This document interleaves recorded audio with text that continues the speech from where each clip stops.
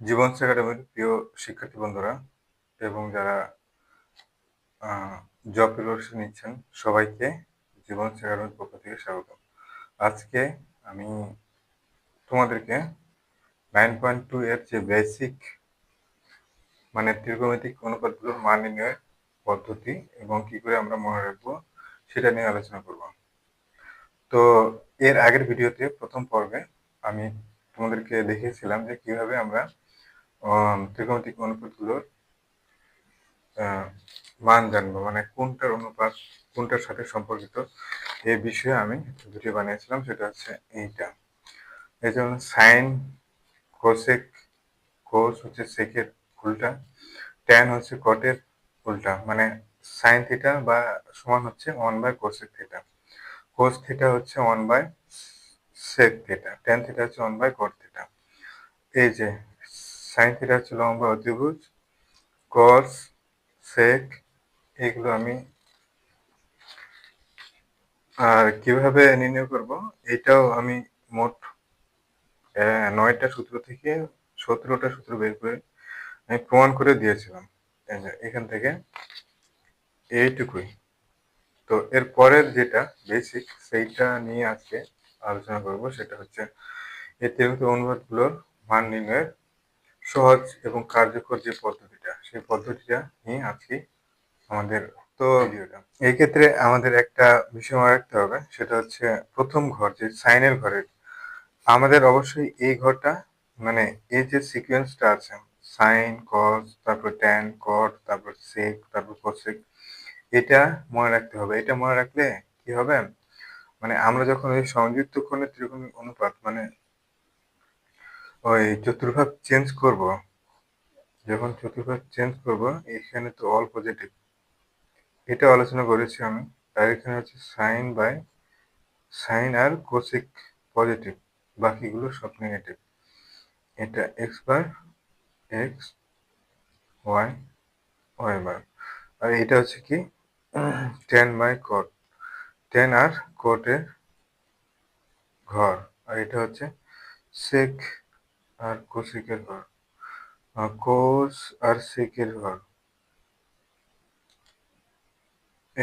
এইগুলো হচ্ছে কি, এই প্রথম চতুর্ভাগে সবগুলো পজিটিভ, এই দ্বিতীয় চতুর্ভাগে সাইন এবং কসেক পজিটিভ বা এগুলো নেগেটিভ, আর তৃতীয় চতুর্ভাগে ট্যান এবং কট হচ্ছে পজিটিভ, বাকিগুলো সব নেগেটিভ। আর কস আর সেকের ক্ষেত্রে চতুর্ভাগটা হচ্ছে পজিটিভ, বাকি অনুপাতগুলো হচ্ছে নেগেটিভ। এইটা নিয়ে আমি আলোচনা করেছি, তাই ভিডিওটা বড় করব না। চলুন এই ট্রিক্সটা জেনে নিই। অনুপাতগুলো আমি সিকোয়েন্স অনুযায়ী লিখেছি। আমাদের শুধু মনে রাখতে হবে এই ঘরের মানগুলো। এই ঘরের মান মুখস্থ থাকলেই হবে। এই ঘরের মান 0 থেকে শুরু হবে, একবারে 1 পর্যন্ত শেষ হবে।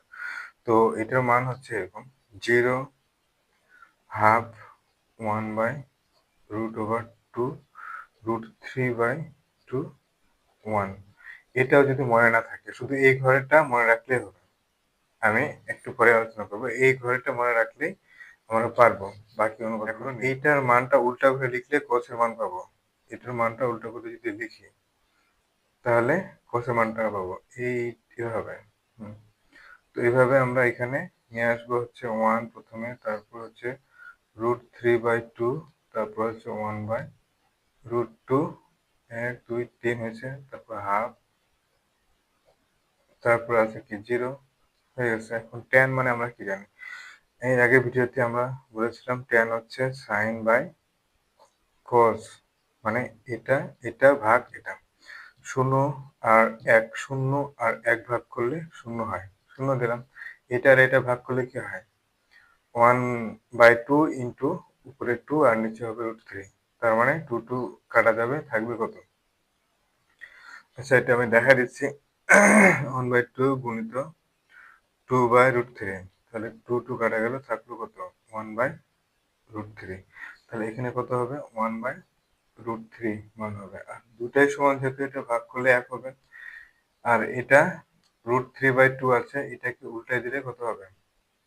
ভাগ করছে সাইন বাই কস, 60 ডিগ্রি ভাগ করছি, এটা ভাগ এটা যদি গুণ করে দিই তাহলে এটা উপরে যাবে 2টা আর একটা নিচে আসবে, 2 কাটা যাবে, শুধু থাকবে √3। আর কোনো কিছুকে শূন্য দিয়ে যদি ভাগ করা হয়, মানে হর যদি শূন্য হয়, 1/0 হয়, তাহলে সেটা অসংজ্ঞায়িত হয়, মানে সেটার কোনো সলিউশন নাই, অসংজ্ঞায়িত। তো tan এর মান যখন পেয়ে যাবো তখন cot এর মান পাওয়ার জন্য আমরা কি করব, এটাকে উল্টা করে লিখবো। প্রথমে ইনফিনিটি, তারপরে √3, তারপরে 1, তারপরে হচ্ছে 1/√3, তারপরে কত পাচ্ছে, 0 পাচ্ছে। আরেকটা বিষয় আছে এখানে আবার লক্ষণীয়, সেটা হচ্ছে sec হচ্ছে 1/cos এর, sec সমান হচ্ছে 1/sec থিটা সমান হচ্ছে 1/cos থিটা। তো এখানে আমাদের cos এর ঘরটা কোনটা, এটাকে যদি উল্টাই দিই, মানে এখানে কত আছে, হর কত, এখানে হর 1 আছে না, 1 কে যদি উল্টাই দিই তাহলে কি 1/1 হবে, তাহলে কত হচ্ছে 1/1 মানে 1। আর এখানে যদি আমরা দিই তাহলে কত হচ্ছে, 2 উপরে যাবে, √3 আসবে। এটা যদি দিই তাহলে √2/1 হবে, নিচে 1 লিখতে হয় না, হর লিখতে হয় না। এখানে 2/1 মানে 2, আর এখানে নিচে হবে 1, কিন্তু 1 না লিখলে হয়। এখানে যদি 1/0 দিই, 1/0, ভালো করে লক্ষ্য করো, 1/0, তাহলে কত হবে, ইনফিনিটি হবে। এখন এটাকে আবার উল্টো করে লিখলে আমরা এটা পাবো, কোসেক থিটার মান পাবো ইনফিনিটি 2 √2 1/√3 ও 2/√3, আর কত হচ্ছে 1। এই ঘরের মানগুলো অবশ্যই আমাদের মনে রাখতে হবে। 9.2 এর অঙ্কগুলো করতে গেলে এই ঘরের এই চার্টটা আমাদের অবশ্যই মনে রাখতে হবে। তো উচ্চতর গণিতে সংযুক্ত করার ত্রিকোণমিতিক অনুপাত দেওয়া আছে। তো এইখানে সেই ক্ষেত্রে যখন আমরা 90 ডিগ্রি অথবা 90 ডিগ্রির বিজোড় গুণিতকের সাথে কোনো কিছু যোগ অথবা বিয়োগ থাকবে, সেই ক্ষেত্রে অনুপাতগুলো চেঞ্জ হবে। কিভাবে চেঞ্জ হবে, সাইন চেঞ্জ হবে কসে, আর কস চেঞ্জ হবে সাইনে, আর ট্যান চেঞ্জ হবে কটে, এবং কট চেঞ্জ হবে ট্যানে, এবং সেক চেঞ্জ হবে কোসেকে, এবং কোসেক চেঞ্জ হবে সেকে। এই সিকোয়েন্সটা মনে রাখতে, তো এখন আমি যেটা বলছিলাম, এই ঘরের মানটা মুখস্থ না করে কিভাবে আমরা মনে রাখতে পারবো। কয়টা ঘর আছে এখানে, আমি 1 2 3 5টা আছে না, আমরা ঠিক এই 5টা সাইনের ঘরের জন্য 5টা লিখে নিব। 0 থেকে শুরু করব। তো 0, 0 1 2 3 4, শেষ, 5টা হয়ে গেছে। আর নিচে 4 দিব, 4, আর সবগুলোকে রুট করে দিব।